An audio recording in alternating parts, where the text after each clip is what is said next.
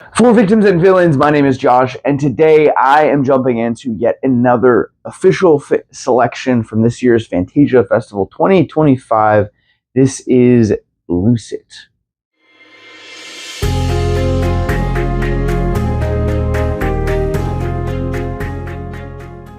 Lucid tells the story of a struggling artist that is trying to overcome a creative block, and so in an effort to overcome that, she turns to an experimental drug that instead leashes nothing but nightmares into her subconscious.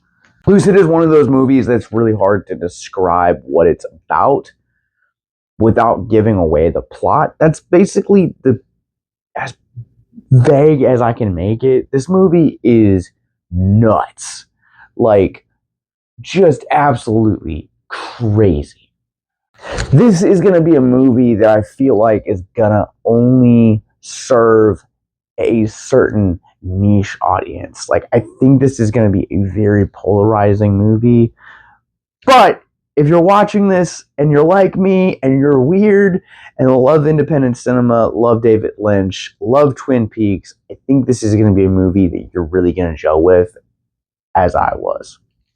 This movie feels like it is nothing short of a love letter to David Lynch, even going as far in certain parts of this movie that I won't tell you the context for, but it does feel like it borrows from the Black Lodge vocabulary and speech patterns. It's a really beautiful sequence, but that's what makes this movie daring and engrossing and just absolutely, for the most part, spectacular.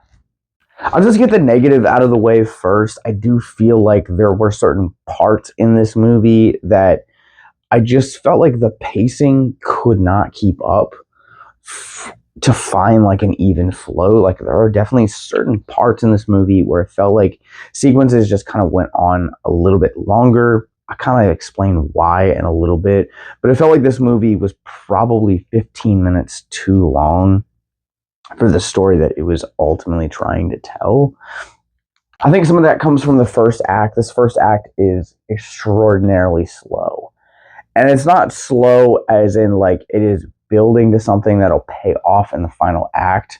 This film is really slow, and once it hits this certain mark as it transitions from the act to the second act, this film feels like it just heads into overdrive. And it is just, it's a very jarring transition from this nice slow pace as you're laying the groundwork to this bonkers, just batshit crazy ride that you're on for the last hour or so of this movie. And that's not to say you don't eventually get used to the pace after that transition, but even when you're in that fast pace, you still have these like quiet moments that feel like they don't quite align with the rest of the pace of the second and third act. And I feel like that was probably my biggest gripe with this movie, is it just, the pacing was all over the place. But again, I feel like I also have this like love-hate relationship with that, because even as it is, it's still building its world, it's still building its characters, and it just has these crazy visuals that you can't help but just kind of brush over those issues and just be absolutely stunned and just satisfied with what your eyes are seeing. I think, again, another element that is really strong here is the performance from Acken Taylor as our protagonist, Mia. She is nothing short of exceptional here. There are so many moments where I was like, man, that's a really, not only is she commanding, but she's also daring. And there are so many moments in here where it just seems like she lost herself to this role. And again, that just is spectacular. It's beautiful. It's amazing. It's astonishing. So this movie is co-written and co-directed by Ramsey Fendall and Deanna Milligan, and both of them just deliver this really unapologetic, compelling, commanding story. And I think that vision, along with the visuals and the performance from Taylor, all just produce this like strange fever dream that you just can't help but not look away from. Like, you're just so engrossed. So I'm going to talk about I Saw the TV Glow, which is another movie this movie reminded me of a little bit, but I'm going to use it as a metaphor. So if you've seen that movie, there is a moment in that movie where Justice Smith's character is so engrossed in the television show that he is watching that he actually tries to be a part of that. And that I'm using that as a metaphor where that's what it felt like watching Lucid. You just can't help but want to feel like you want to be a part of this. It feels like an immersive experience. It's not just a movie.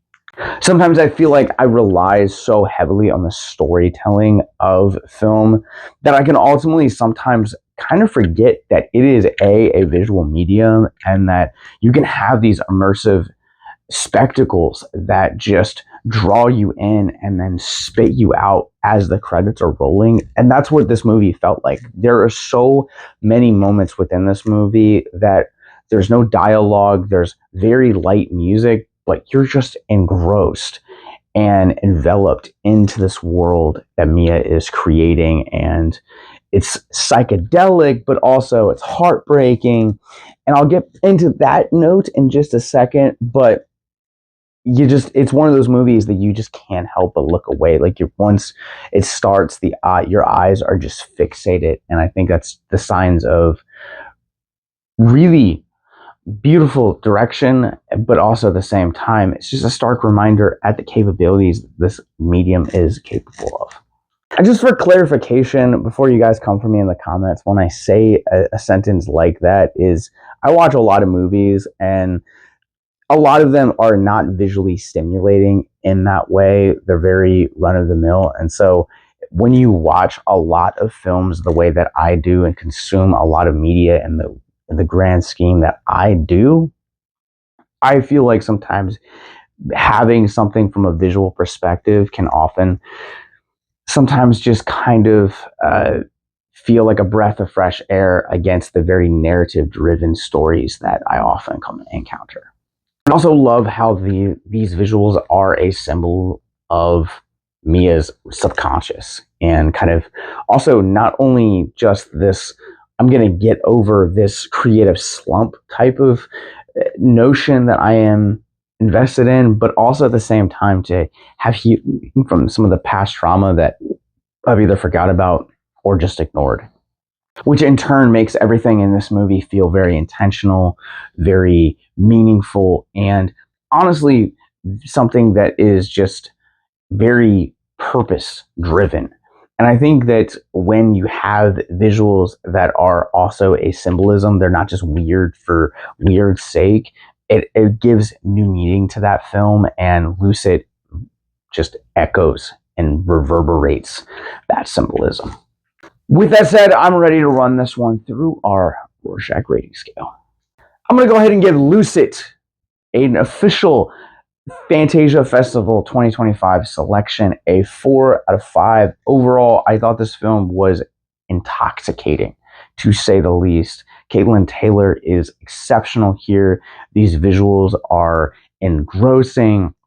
The narrative is really compelling, and the use of symbolism here is just excellent. This movie feels like a love letter to David Lynch in the best way possible, pulling from inspirations like Twin Peaks and Lost Highway, while also having that surrealism feel of some of his later films, including Inland Empire. I do feel like the pacing is kind of all over the place, but it's a small complaint in the grandness of this movie and just how visually enveloping it really is. Lucid made its world premiere last night. Currently, at this point, there are no plans that I know of for distribution, but keep an eye on our socials. We'll provide links in the show notes below to talk all about that. And now let's talk about mental health. If you guys are new to our content, Mental Health Moment is where we will take a theme of mental health out of the film which we're reviewing, talk about it for a few moments in the hopes to deconstruct the stigma surrounding mental health. One of the things that Lucid is a stark reminder of is that the trauma that we experienced yesterday has a profound effect on not only who we are, the directions, the choices, and the things that we go through as adults later on in life, And it's just a stark reminder that trauma transforms the body, and it transforms our personality, and honestly kind of molds us in this almost clay-like image unless it is properly dealt with.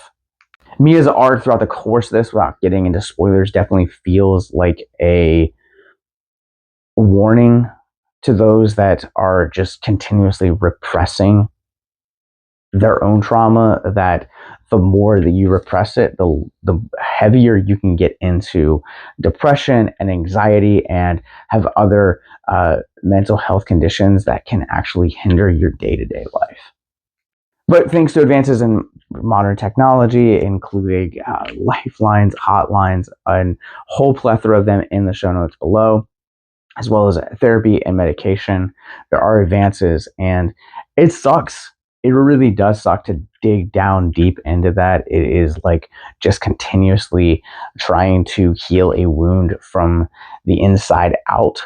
But I promise you, it is worth it, and it is very vital in your own development and your own personal journey to take your mental health seriously and prioritize it. Remember that you do have value, and that what happened yesterday doesn't necessarily need to dictate you today, but it's how we respond to yesterday and how we cope with it that will dictate the choices and decisions we make today.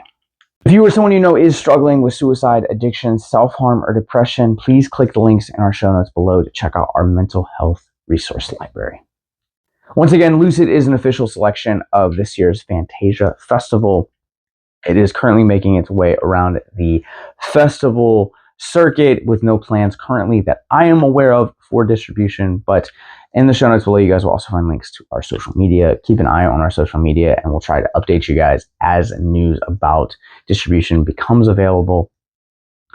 And in the show notes below, you guys will also find links to our mental health resource library once again, more movie reviews like this, our podcast network, how to support us financially, and the subscribe button. So until next time, remember, keep it classy, keep it spooky. Have a good night.